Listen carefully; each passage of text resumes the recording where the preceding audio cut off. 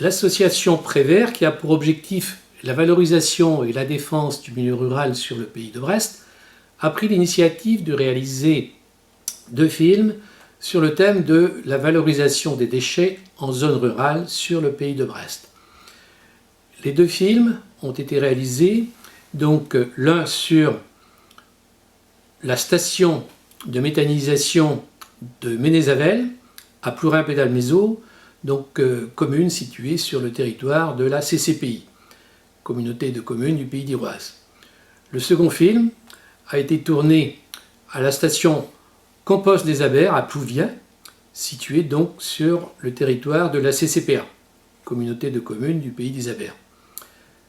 Ce second film sur Plouvien a pour objectif de traiter essentiellement des effluents d'élevage, particulièrement des fientes de volailles, mais également des déchets verts via la Sautraval de Brest, issue donc de Brest Métropole. Mais, autre particularité, il y a également un traitement des boues issues des stations de traitement des communes, stations de traitement d'épuration des communes adhérentes au syndicat mixte des eaux du Baléon, situé donc sur la commune de Kernilis. Donc, bon visionnage à tous pour ce film.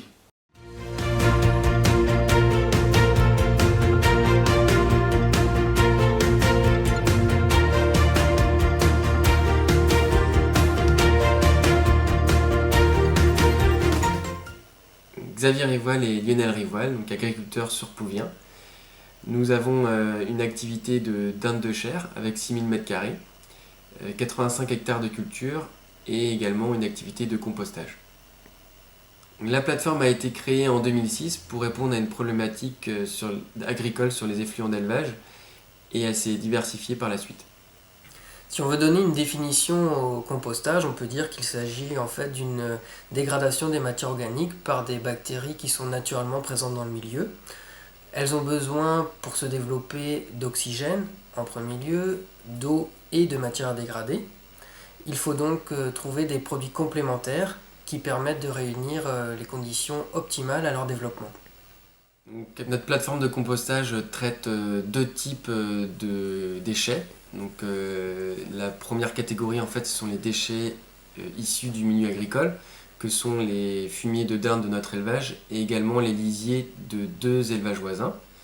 La deuxième catégorie, ce sont donc les déchets non agricoles, où on retrouve les déchets verts collectés sur le territoire de Brest par la Sautraval.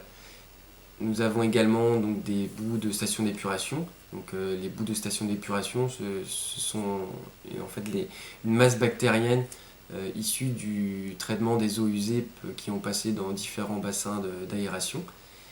Donc, dans les boues de stations d'épuration, nous avons des boues d'origine urbaine, donc avec donc des communes avoisinantes collectées par le syndicat mixte des eaux du Baléon. Et nous avons l'autre type de boues, ce sont les boues agroalimentaires de la laiterie Even. Alors nous avons les agréments pour traiter l'ensemble de ces déchets et le process est validé pour aboutir à un produit final normé NFU. Et donc pour garantir en fait cette norme NFU, nous avons des analyses qui sont faites sur les déchets entrants. Nous assurons une traçabilité également sur l'ensemble de ces déchets jusqu'à leur sortie de notre plateforme et nous avons également des contrôles réguliers de l'administration. On va maintenant parler des différentes étapes de compostage chez nous. Donc, il y en a 3 principales. Tout d'abord une phase de mélange suivie d'une étape de fermentation puis d'une phase de maturation. Comme on l'a évoqué précédemment, on ne mélange jamais les produits d'origine agricole avec des produits d'origine non agricole, tout simplement parce qu'ils aboutissent à la formation de composts qui n'ont pas les mêmes normes. Donc nous faisons 2 mélanges, l'un à base de fumier et de lisier, l'autre à base de déchets verts et de boues de station d'épuration. Pour chacun de ces mélanges, en fait, il faut trouver les bonnes proportions entre les déchets pour favoriser le développement bactérien, les mettre dans les conditions optimales. Après la phase de mélange, on entre dans l'étape de fermentation. Donc les mélanges vont être dirigés vers des cellules. Elles sont constituées de gaines reliées à un ventilateur qui permettent d'aérer le tas et ainsi stimuler l'activité bactérienne. Ces bactéries, donc on l'a vu avant, naturellement présentes dans les déchets, vont se développer, dégager de la chaleur et ainsi permettre d'hygiéniser le produit puisqu'on va monter progressivement jusqu'à 75 degrés. Pour s'en assurer, on dispose à cœur d'état des sondes de température qui vont enregistrer ces données et ensuite être archivées. Cette phase dure 7 semaines, au cours desquelles on va brasser le tas au minimum 2 fois pour s'assurer de la bonne homogénéisation du produit. Donc après l'hygiénisation des déchets lors de la phase de fermentation, vient la phase de maturation.